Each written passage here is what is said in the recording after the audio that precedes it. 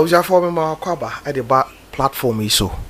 Na ene ade ba ko a ehia me pa me pese ye hye sa project we ase o so mo ni ku pa ne se emfa ho ne se de wote ade ba ko bi ho wan hwe ne yi a ebetimi de wato ananom wonse do ana ebetimi am wo firi wi ase bra wo brenso ye eni nipadua na nyankopon ede ma wo no ene yensa ka researcher ba ko pa Ghana ha awusiafo wa hye da ben wasua de enso aka ho na menene hye sa project we ase enya hwe se wontia e wo platform yi so se de be ya wo ene me ebetimi nya hoden e de atrase dodo no e frere Dr. Gabi ena ni din ba konso Dr. Sami Dr. Asamoah Dr. Asamoah yes. Okay Dr. Asamoah dog akwaba me de juice pa na what is say yankopon adom na say yankopon cry ena dem de yankopon ase say yehia yes na ye be fidi omanma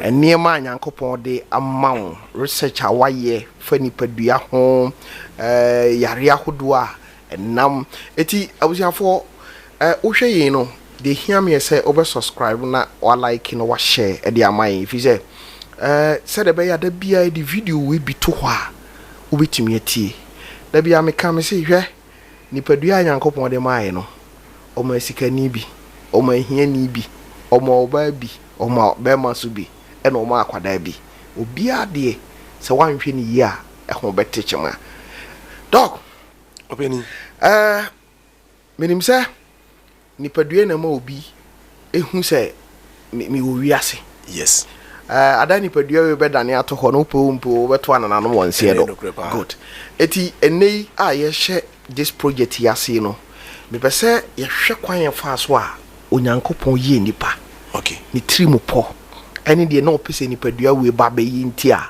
oyeye okay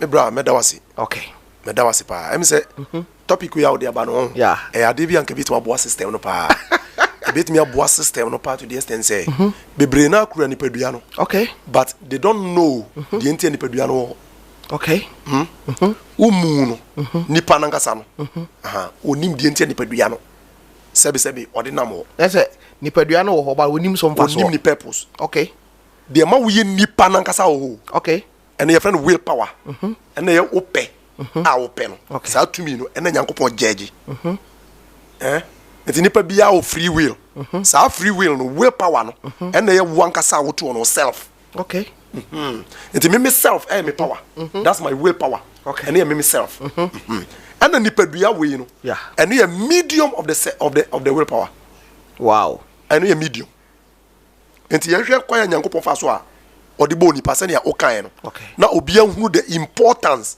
of nipa bia no okay ba sa so we su ne die enti nyankopon yeah na fe actually no ye ba be hwe ene nyankopon bo ne sa na regulatory principle I no so bata ho hihye ya wode ato ni very good emra da ho okay bebre nim se mra da ni padua no asa wo to ni padua ne mra e di ni padua body no physical body we e ko chimato fufurum wow okay yes na ye hwe Tofi me research akase yeah I know me no I believe in the Bible okay I mainly believe in the Bible and I believe science and I believe in mathematics okay never means I was here we are yes yeah me believe in mathematics me believe in science and I believe in Bible okay yeah these are the three okay me researcher scientific researcher me believe in Bible okay I'm not an atheist okay me atheist okay yeah me obi am nyankopon di okay and am give this intelligence bi and I do we as by okay because I did be a wo we as say na ahye ni bia without intelligence entimi okay emma because the system has a precision and order okay yenhwe Bible no first of all because that is the only book a man the vivid origin of human yeah nipa da se ni ahase no book bi any why man I share that kan it na me quote Bible okay say ka book bi fufuro bi man the origin of human me quote na be quote but see the whole universe no yeah ade man the vivid origin of humanity no Bible okay ye wie so a science sabio science human effort to research and investigate or observe and experiment nyankopon sa no adwuma o ye nyankopon sa no adwuma mu hwehwemu na wasua okay aha and your friends are body mu nyansape na mu no wanya nyansa bi dia e dey afrim okay but just what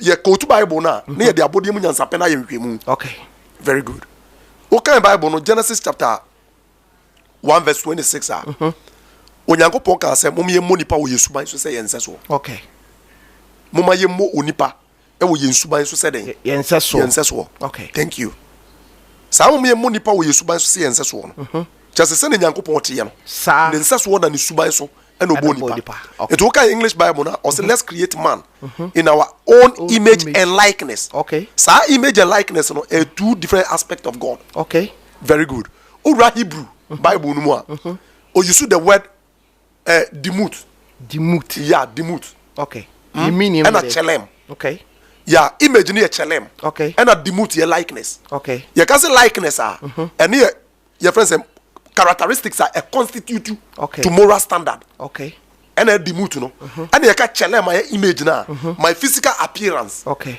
my image no send it you know it's two no nyina the aspect of God and nipa that's any reflecting very good okay as asem no wie no ordinary aka after it need to come under action I was say BBC na nipa no ye den eba obese nyankopon okay ni suban ni nse so very good and the Bible no can say or the material be na bo nipa no okay and truly science also proves say nipa dua no the body physical organism no is also a material organism. Science is jitum. Okay. Say material organism. Okay. That's the reason why when you talk of matter, matter no nipa dua kan. Okay. Nipa ya matter. Because it is anything that can occupy space. Okay. And then majority as it. Yes. Enti no. Yanhwe material be na nyankopon de bo nipa. Okay. Nyankopon de material mienu and de bo nipa. You can Genesis chapter 2 verse 7 na. O se nyankopon ka say o te nyankopon ti form dotie and o de nwini onipa. Yeah. Nyankopon ti form dotie and o de nwini onipa. O wie no nipa na nsori o. Okay. Eno hu enkwa home egu no mu. Edigu dotie na ya nwini no. Okay. And ansa na e sori ababe okra tiasefo. Ana okra tiasefo. Okay. Okay. Sa de we yen tackle no. Ye ka say English no say no kind of God took dust of the earth. Okay. To form human and breathed life into his nostrils and man became a living soul. Okay. I had mathematics in the chassis. Mathematical formula no. Okay. I had a chassis. Okay. You come a friend say dotie na nyankopoti na say dust na what is it? Very good. You read Table Encyclopedic Medical Dictionary. Was article on dust. Okay. Was it dust is the fine particles of the earth. Dust is the fine particles of the earth. Okay. Eti niaman kitinkitin be fine. No kan boa no. Form ya sasu we no. Any friend said dotie. Okay. Me pacho a different from anwea. The dotie is different from anwea. Okay. What does it? Yeah. Dust is not soil. Okay. There's difference between soil and dust. It will call Hebrew Bible na kasa original na you translate by na. O wremu a or you see the word afal. Okay. Afal for the dust. Hebrew. Okay. The word dust. Nyankopon the dust boni pa sa dust no. Hebrew language no benya afal. Okay. Sa afal no. And the dust no. And soil Hebrew for friend wade. Soil. Difference room. Okay. That's enyepe. Okay. But just what you say. Okay. Now you tackle dust no. Hebrew no your friend say afar no. Okay. Very good. You tackle na. Table Encyclopedic Medical Dictionary ni say fine particles are composed with this earth. Okay. What are the fine particles are and no constitute to the formation of the earth. Okay. You run earth ni more. You benya several fine particles. Today geoscientists geoscience okay ekrampo ana geological science ultimately determine ka kire say there are several mineral substances dust like what as we mineral dust almost 40,000 have been discovered. Hey hey almost 40,000 have been discovered. Wow. Do you know say okay in the book of Psalm was it Nyankopon was it assassin of boy and a good year bebre neum. Yes. Ethnia rich. Okay. Yeah. Very good. It you know there are today geological science has discovered almost 40,000 different kinds of dust particles. Okay. As our dust particles, no, almost the who 40,000. Wow. Ebia make us me boarding, for example. Gold, diamond, bauxite, okay, magnesium, okay, manganese, phosphorus, okay, chlorine, sodium, iodine, boron, okay, bromine, okay, germanium, okay, titanium, uranium, bauxite, okay, magnesium, manganese, iron, phosphorus, sulfur, okay, tanzanite. Wow. Uranium. If you grow high in just a baby. Okay. What does it? Calcium. Okay. Okay. Chlorine. These are the fine particles of the earth. Now the entire Bible no friend dust here because when they are located in the earth, no, they have no life. Wow. They are inorganic particles within the earth that compose the earth. Inorganic. Assassin. Okay. The word dirty assassin. Dirty your friend said dirty. Okay. And dirty. Yeah. Dust. Cause okay. Now, several number of fine particles we and yen na nyankopon etiti ya odiboni pedua. Sa na mo we no odiboni pa o. But yen nyina no titi odiboni pedua or selective. Okay. It is God created the human machinery from selected dust of the earth. Wow. Selected ones. Wow. Selected ones. Okay. I show I bear up to somewhere like 61. And now average to 101. And then nyankopon here the select here. And odiboni pa. Very good. And at the end, good for the constitution of the body in one function. Okay. It's in our see a bo minerals be owa e woni paduano but e wasasim. Yes. E bi wasasim so na ni paduano. Na just say the wasasim no ni paduano no. Na say nyame amfanka ho for our constitution. Okay. And now for our construction. Okay. It's nyankopon amfanya den amfanka ho. Enti no ohwa nyankopon select sa na no. You betuma bobi din ti say sodium. Or select potassium. Okay. Or select calcium. Okay. Magnesium. Manganese. Iodine. Okay. Iron. Phosphorus. Okay. Sodium. Saa ne mani nyina no or select. Me no mienu nyina nim say ampani ampa de nuane ampa no e wo nipadua nim. Yes. And then nyankopon select here. A free dust. Very free dust. Those are the fine particles and nyankopon and the dust na. Nyankopon select here. Okay. And or the constructive Adam body no. Okay. It was the constructive body no. And to me I'm sorry adding.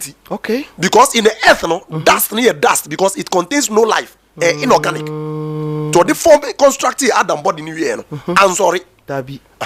Tinetwa say oye bibi. Otwedi ampono no wo na oye full of life. According to the book of John chapter 1 verse 4 no. A ono nimu na nkwa wo. Yeah. No. Sa nkwa no etwa so oye dey or replicate. Okay. But ofi ade ba ko etwa se nipa hye no so ne say genuine life bia no e wo ne ho. Genuine life bia no e wo no ho. Always a replicating no. Okay. Eto ono nyankopon no in him is full of life. Yes. It is our life no be replicate. Not the ashe dot yenim. Okay. Na activate dot yen. Okay. Amana ba be a living organism. Okay. Yeah. Dot yen da ho ya construct but a move we. Yes. Et nyankopon de o say o infuse life. Okay. Pure life from nimu. And odi shame. Here lies the case. As of one be breta aka say mframa. And they are tiabre. Enyam frama. Who can Hebrew Bible na enyam frama? Enyam frama. No. And nyankopon hu mi guye mu. Enyam frama. Enyam frama. Life no. Hebrew for friend che. Okay. And I say no can say no hu nkwa hu mi gu ni mu no. Who can Hebrew Bible na or you see the word nishmat chaim. Okay. Okay. Enya your friends mframa. Mframa nyankopon di kan bo ne ma nyina ansa no bebo nipa. Tina mframa was in existence. Okay. I nua no di kan bo no without mframa enya adwuma nua no ntimi we stand. Okay. Nti na mframa ho nti mframa ne element eboa your friends nkwa. Eboa nkwa. Okay. Ba nya no na ma nkwa. Anya na ma nkwa na nkasa de efiri nyame mu ne bae. Okay. Na me wie no behunu adeko pote nkwa no. Okay. Very good. Ana odi shed dot yenim. Ana sa nkwa no ema nkenyan. Eba mu de ma nkenyan ba yim. Okay. Me bro sa na nyankopon select me boy or the constructive body no. Kai say uko school ni ya kire chemical equation. Yeah. Ema hunu say every your friends atom bia me boy bia no. E bia positive and negative. Yeah. Sides. Yeah. both positive and negative side. Yeah. Protons and electrons. So on. Yeah. And you know, Sani man of the boy sanity. Okay. But who kwa me ni good ni mo young kwa ankasa no. Meftima can say purely energy. Okay. Let's bring it to science. Okay. Pure energy. Okay. And Nyankopon hum here den. E good active one. Okay. And a vital force. Okay. And a vitality. Okay. Or the share dot no no. Activate dot ya ahodo na Nyankopon de den. E bon no. And the transitive from dust and inorganic to organic. Wow. Wow. Let's say to me be na man very good.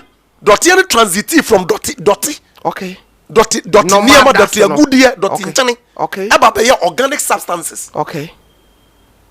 Yeah. Very good. Life na yes adie. Okay. Na me pacho. Saadi we no kure. The Bible ne kan but no kure. When we enter into science, yeah. Can we verify certain things through research? I bet me who say I am passing your indication of life on nipa muana. Okay. And the money pada seni active. So the Bible no can see edition nipa muno and the nipa be or krati which means an actionable being. Yeah. So no kure. Okay. Now ya body pay we me boa. Yeah. When we enter into human, you go straight forward to the nervous system. Okay. Nervous system, no, and woman say you go the cells and kwamwa. Yeah. And constructed the whole body, no, the whole body is full of friends and kwamwa. Okay. But your kwamwa no ahodo. Well, okay. One special one, special power. Okay. And then you go the forming the nervous system and the brain. Okay. And then kwamwa is different. Okay. Your friend neuron cells. Wow. Some neuron cells no say o steady as am kwamwa special na nyankopɔ de body entini ahodo any adwene no sa special cell no o fa ba akubia na it generate electricity bioelectrical power. Wow. Entina say wo ye adwene mu research and an nervous system no mu research aya bisa say machine ben ye de either say electroencephalography. Okay. Are they detecting electrical waves? And they share brain. Because the brain works with electricity. Okay. But bioelectricity. Okay. Each of these neurons generates 0.07 volts of electrical potential. Wow. Which is 75 millivolt of electrical potency. And no, yes, it is our electrical potential an indication of the life. Okay. Okay. If the Bible says Nyankopon breathe life into the material dust, okay, and the Bible actionable being, then the bioelectricity of the neurons, and the indication of the life. Okay. Because when we come down to electrical science, and I say electrical engineering, light here boy, say off this here, not say engineer bound, so light now. Oko na so the wire any wire ne can obi say the panel of life abamu life aba yeah also shema me because energy. Okay, so electricity means life. Okay, your body one organic electricity, okay, which is the bioelectricity of the human system. Okay. Yeah. Neuron cells ni generate sadian. Okay. And you want say over science more. You be say what are cells? Yes, a cell the fundamental unit of life. Yeah. Or the basic unit of life. Because cells ni muno and nkwan nyankopon locate no. Okay. And now we say if you kura car ni battery kura no. Esan say eno ne ma car no nkwa ma car no move nti no. Your friend cell. But ono cell ni a dry cell. Yeah dey a wet cell. Okay. It will you sell very good. Will you sell free car mua? Car entim na start. The same thing is applicable to us. It ye can cells na and no money be understanding the spark of life when Nyankopon dey share you. Okay. Meaning so what must there? No, me follow pa. Me viewers so a fundamental principles and Nyankopon dey ato. Okay. It will person ye car kura machine just always format we nyina. Okay. Yes, any machine, moving machine, okay. A DBA machine, must follow the natural order. Okay. It's a nipple be away. It's in a friend, the human machine. Yes. A machine because a yaguma. Okay. A FDA. Okay. It's any machine be a yaguma need certain energy. Okay. Hey, what does it? To move it into action. Okay. It's a cells, no? And the kura sa energy, electrical energy, no? Okay. Any indication of the life within the human machinery. Okay. But just what you me too, pardon. Et you know, wo na what you hono. Se obe move a electricity na body ndi adwuma. Move ya. Yes. Brain ne be send signal e dey am body na. Okay. It sends the signal in the form of electricity. Okay. Electrical potential. The IT say am fan say light wo hoi na the socket bo ho. Yeah. Wo do nsa ebo a na connect for information after wire. Okay. E kire say enso ana enum. Okay. But just what you say. Yeah. Sana ye nipadua na ye dey etie. Okay. Into life no enu ani. Wow. Wow. Without that no nipadua we nya nipadua. And the mab we a living organism wa ejina ho a etimi kasa etimi ye action bia. Yeah. Na ne me no me no to ye so nipadua se ye tie a. Obetipi. Yan tim te se dot ye we. Dabi. Na mo ye malleable. Okay. What does it? Yeah. Because all those dots came together okay. to form a certain organism and a muscle. Okay. And a radiate. Okay. A life nama I solidified son.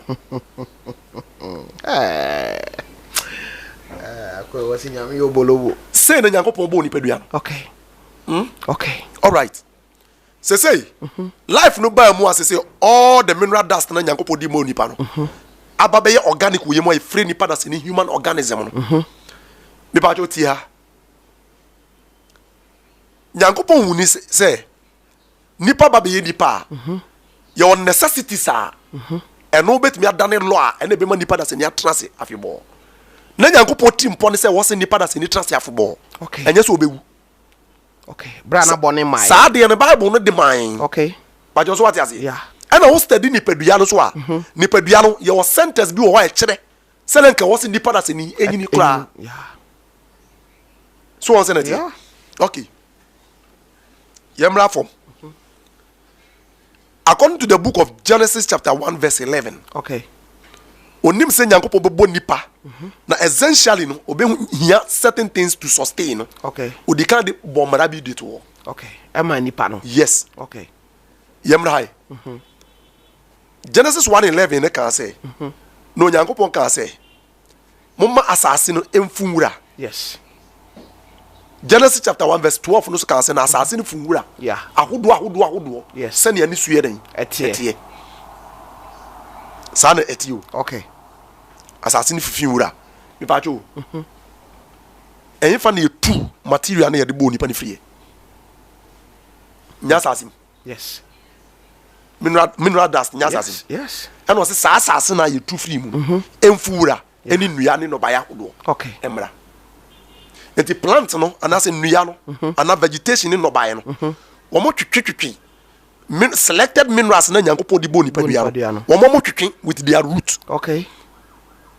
Okay. Wo mo twetwe with their root. Enti wo mo twetwe with their root na. Nyankopon according to the book of Genesis 1:14 na plant owia no e wo soro. Okay.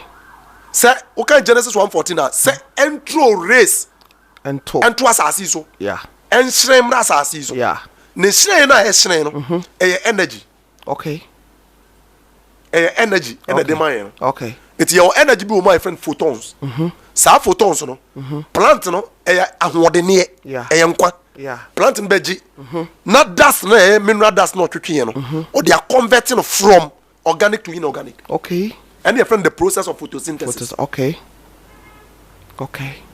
And your friend the process of photosynthesis. Okay. Plants using solar energy to convert dust material into organic food. Okay. Say na denti. Duma yedini ntino. Wow. Adene coordinated. Yes. So etwa so ba. Yeah. Yeah. Because calcium no de ma won. Ewo mu. Wo ye adwuma. Yeah.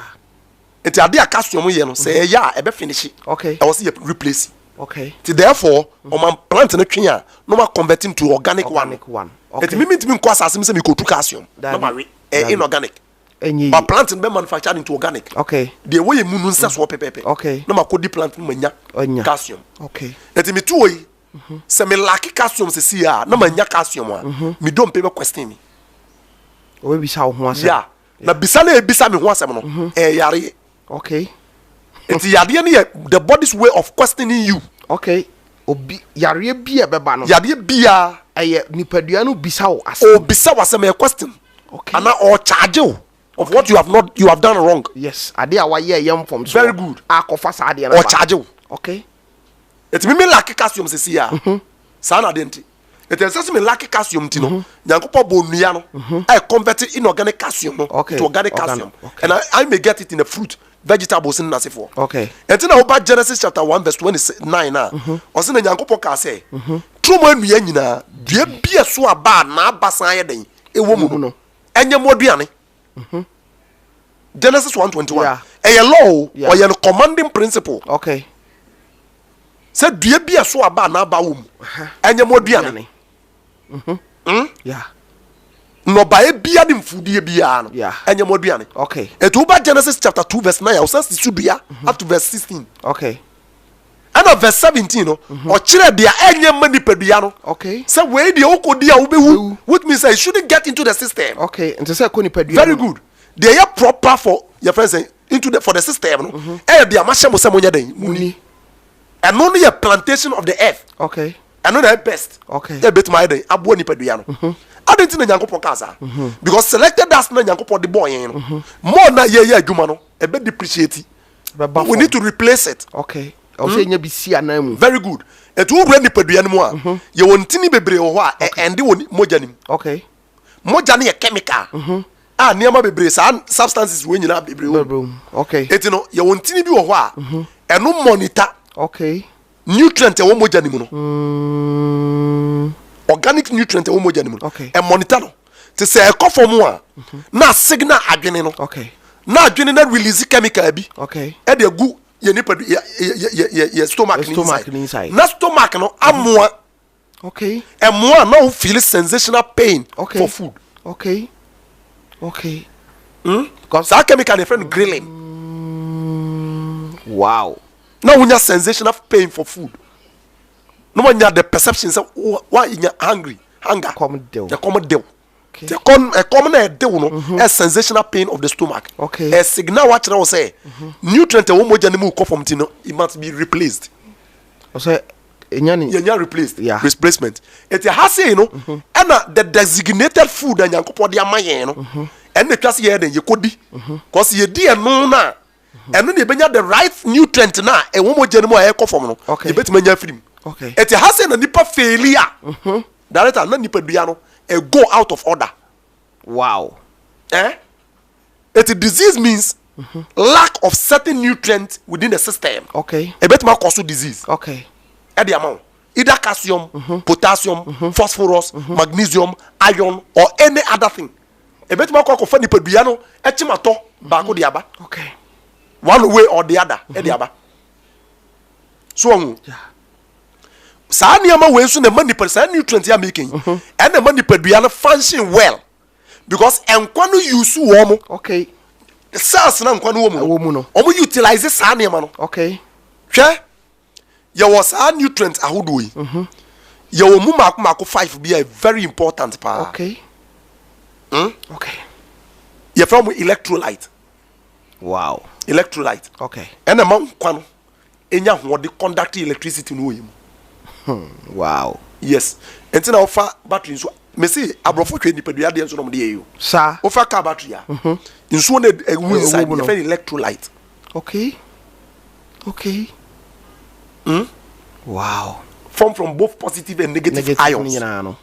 Okay. So liquid no. From negative and positive ions. Okay. The ion bit is sodium. Electrolyte. Okay. Potassium, electrolyte.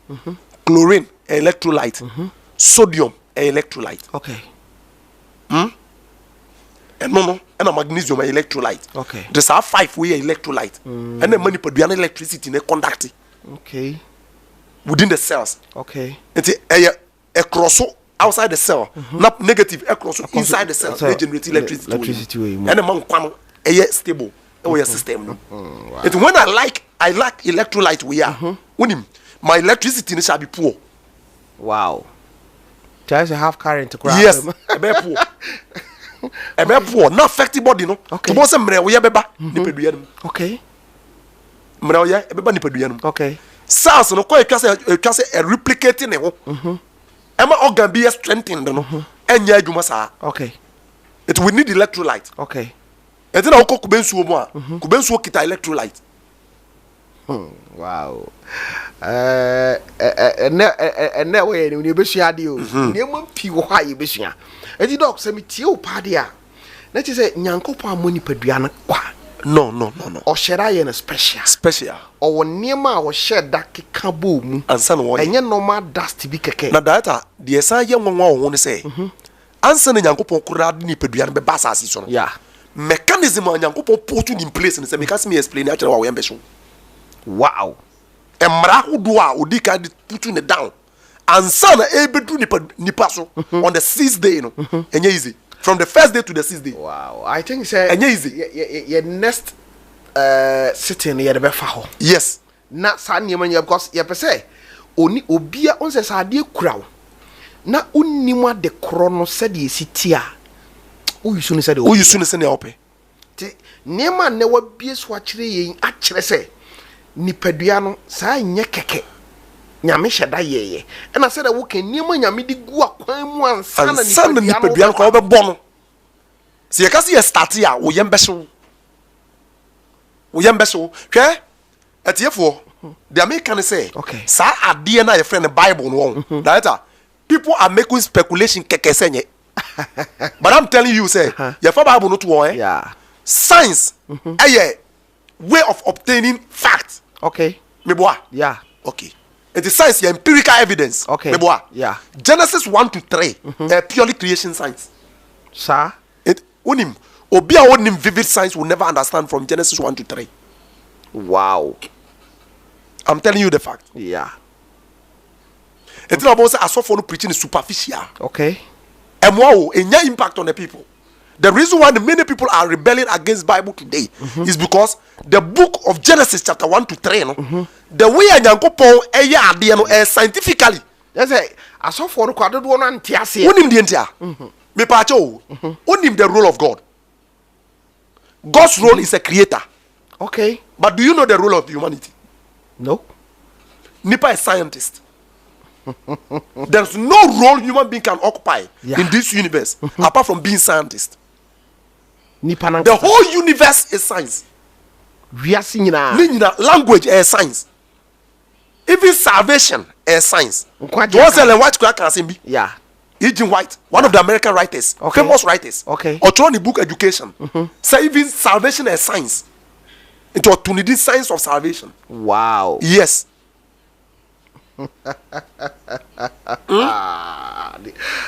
It's a human the role of it to play in the universe, and it's also a scientist. And then Nyankopon position among all creatures, or position nipa on the pinnacle of ruling. Okay. Over other creatures. Okay. Because identity nipa nikita intelligence. Yes. Nyankopon ye creator or creative intelligence. Okay. But ye as creatures no. Yeah. Ye no Nyankopon my investigative intelligence. Yeah. The Nyankopon the creative intelligence and the universe nearby. Bye. And no man nipa that's any investigative intelligence. Okay. To investigate into his handiworks. Okay. Wow. And the nipa is nothing apart from scientist. One more practical example. When you read Genesis chapter 2 verse 19 and 20 okay. Osi Nyankopon bo niema nyina wie no ono de mmoa no ebre Adam tie statement about Bible to see how he will name them. Kwan a obefa so a ono ahwe kwan a obefa so tutu ni na oto aso se eno a na ye de from and eno a na ye de frɛ no di besi ne yeah it wonim God gave certain audacity and authority to man. Wow. But what does wow. To title creators. Wow. It is hard enough scientists today are doing research and investigation. No more, yeah. No more money. Dino. They inherited it from the first man. A hereditary. Okay. A DNA. Wow. Hereditary throughout the succeeding generations till now. Wow. And no one can tell us about Bible right. Yes.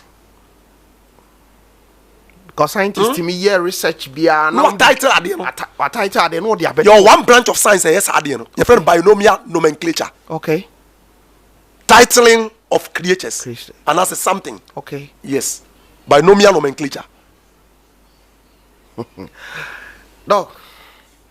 Yeah, the part 1 we see me. Mati. Me da se pa se waji penny say we ni wiase be check research awaye. But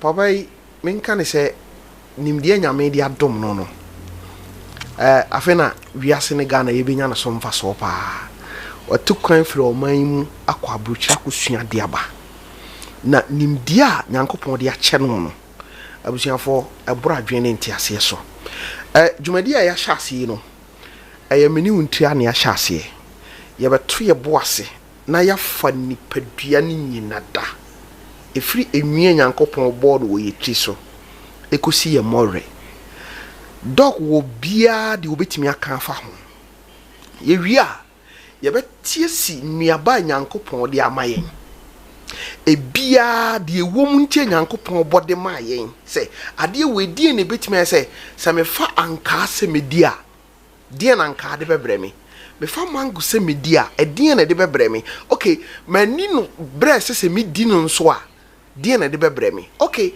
yɛba yɛn nso yɛbɛte yadeɛ pii din bebree wɔ hɔ saa yadeɛ no kwan bɛ na fa so ba na ɛba deɛ na metima yɛ asi ho kwan dɔw yɛ wɔ kwan twa o yes ɛna wonka bi kura mmara nkora na ɛdi kan saa mmara nyankopɔn de bata nipadua no yes yɛbɛwura mu ɛne first thing kora woto yɛ Asamato yes sɛ na ɛma Adam yɛ ma kɔfa yadeɛ nyina bae aba ɛmu baako Adam to yɛ no okay ɛna kɔfa yadeɛ kɔdanda bebree de aba no okay dɔw ufu name ne yɛ Dr. Den Gabriel Asamoah Gabriel Asamoah researcher na mmom oyɛ adwuma ɛwɔ Grace Gift meda wase nyankopɔn nhyira wo sɛ ɔbaeɛ megyedi sɛ next week yɛbɛsan so atoa yɛn nkɔmmɔ yi so God bless you dog thank you yɛbɛkyɛw share my way na ɛbɛboa wo yakra wo